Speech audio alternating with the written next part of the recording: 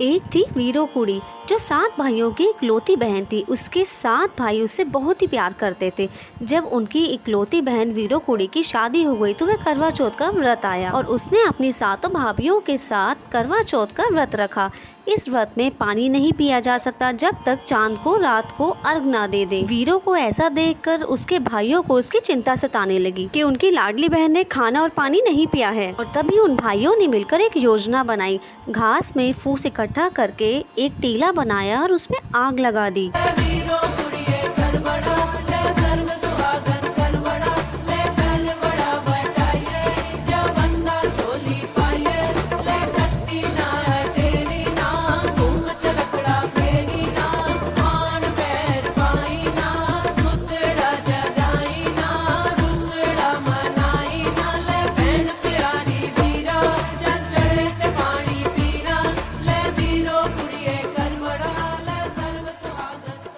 और अपनी बहन वीरो के पास गए और कहने लगे कि बहन चंद्रमा निकल आया है तो अर्घ देकर पानी पी लो।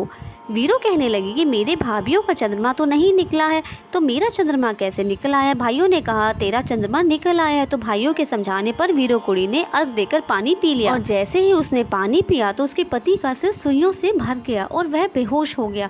ऐसा देखकर वीरो कुड़ी ने अपने पति का सिर अपनी गोद में रख लिया और धीरे धीरे सुइयां निकालने लगी।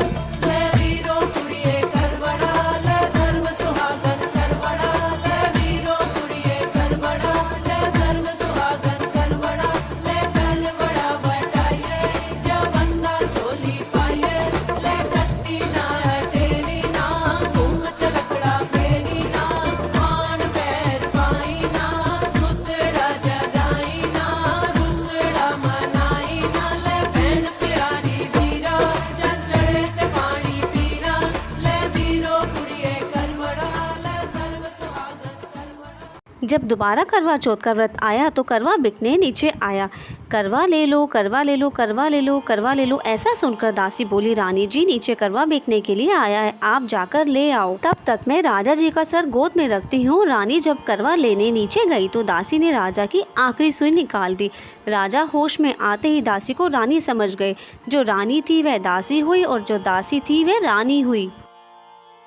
जब रानी ऊपर आई तो देखा राजा जी ने दासी को ही रानी समझ लिया है और उसको दासी समझ लिया है। रानी तब से दासी के काम करने लगी और काम करते हुए मुंह में बोलती थी। जो रानी थी वो दासी हुई और जो दासी थी वो रानी हुई।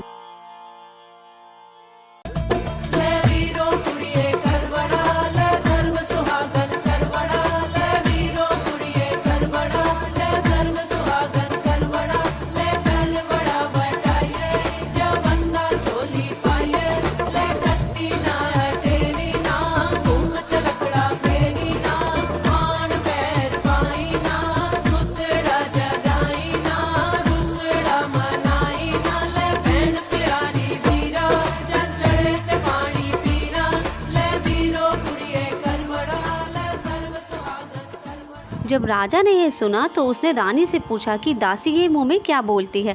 तो उसने कहा पागल है, ऐसे ही कुछ बोलती रहती है। एक दिन जब राजा शिकार खेलने के लिए जाने लगा तो उसने रानी से पूछा तेरे लिए क्या लाऊं। और दासी से भी पूछा कि तुम्हारे लिए क्या लाऊं। तो रानी ने कहा मेरे लिए गहने और सजने का सामान लेकर आना। और दासी ने कहा कि मेरे लिए गुड़िया लाना। रानी गुड़िया के साथ खेलती और बोलती। जो रानी थी वह दासी हुई और जो दासी थी वह रानी हुई। राजा ने यह सुनकर रानी से पूछा ये क्या बोलती है।